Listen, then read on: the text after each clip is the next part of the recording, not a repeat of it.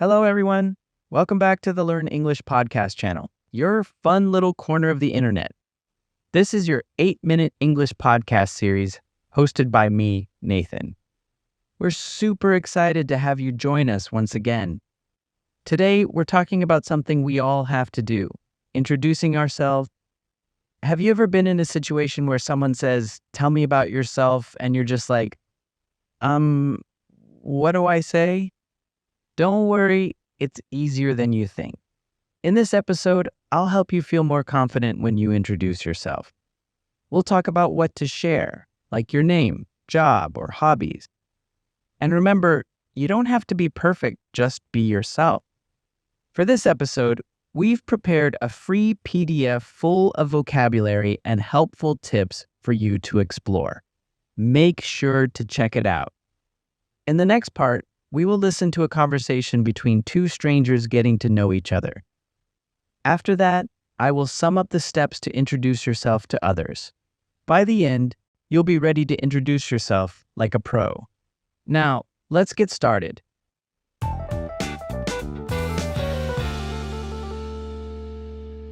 Hi, I'm Alex.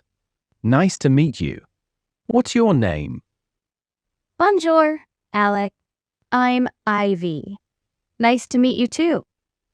Is bonjour a French word? Of course, it means hello. Oh, that's interesting. So, Ivy, tell me a bit about yourself. Where do you live? I live in New York City. It's always busy, and there's so much to do. What about you? I live in a small town called Maplewood. It's quiet but nice. Not as much fun as New York, though. I bet it's peaceful. How old are you, if you don't mind me asking? I'm 28. How about you? I'm 26. So, we're not too far apart in age. What do you do for work? I'm a graphic designer. I make cool stuff on the computer, logos, websites, things like that. It's a lot of fun, but sometimes I feel like my brain is about to explode from too many ideas. I bet your life must be really exciting. What about you? I'm a teacher. I work with little kids, and let me tell you, it's fun, but you need lots of energy. I can imagine. Teaching sounds like a job where you never get bored. What's the best part about working with kids? They ask me the funniest questions, and they see the world in such a unique way. It's inspiring, but it's also a bit tiring sometimes. But it must be rewarding too. Do you have any hobbies to unwind after a long day with the kids? I do. I love reading mystery books. They're like little puzzles. I also enjoy hiking.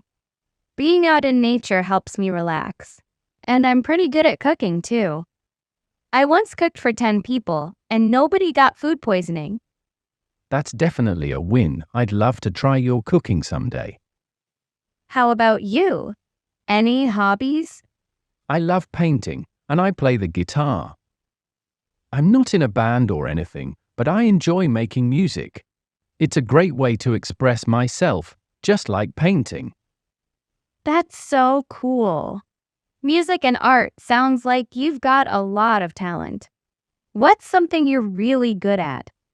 I'd say I'm pretty patient.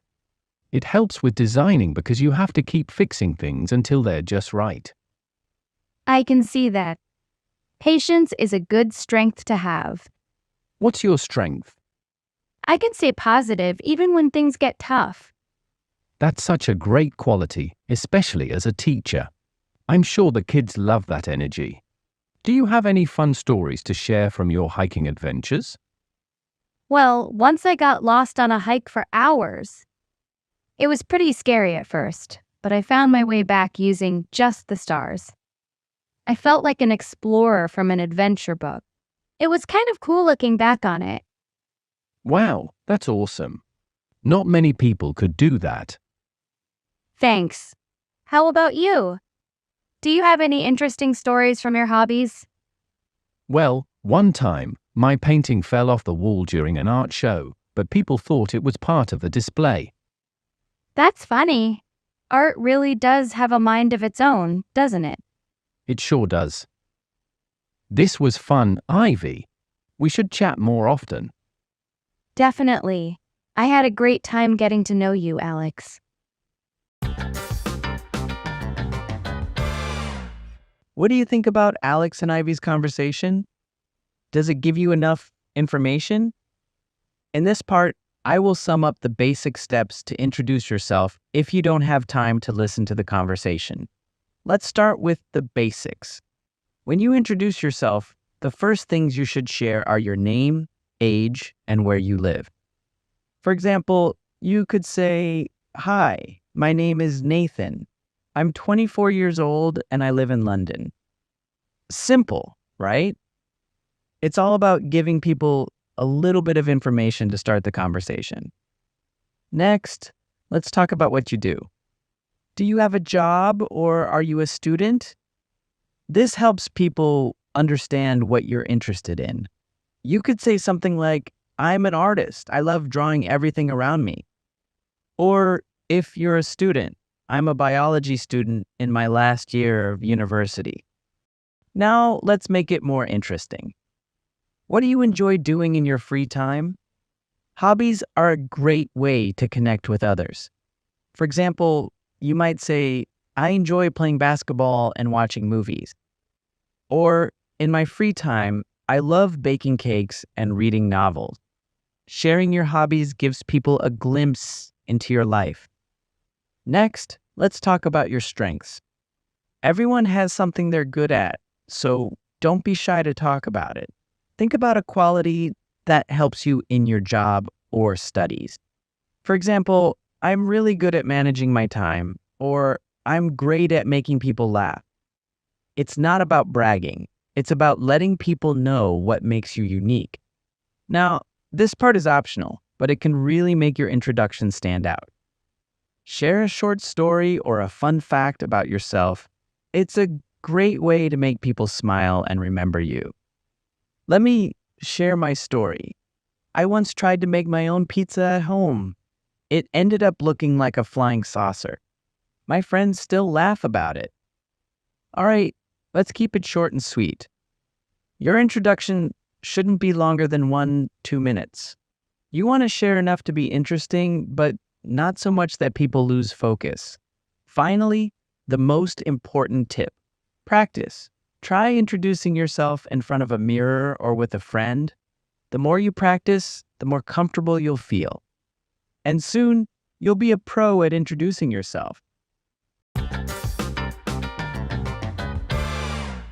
Let's talk about some important words in this episode. The first word is creative. When someone is creative, they always have new ideas or new ways of doing something. For example, when I listen to music, I put my phone in an empty glass to make the sound louder. The next word is tiring. When something is tiring, it makes you feel tired. For example, when you exercise for a long time, you will feel very tired. In that case, exercising is tiring. Next, we have rewarding. When something is rewarding, it makes you feel happy and satisfied. For me, helping people in need is rewarding. Now, let's talk about unwind. It's another word for relax. You stop stressing and have a good time. I like to unwind by watching funny movies. Patient is the last word. It's the ability to do something or wait for a long time and not get angry. Teachers need to be patient with their students. Parents need to be patient with their children.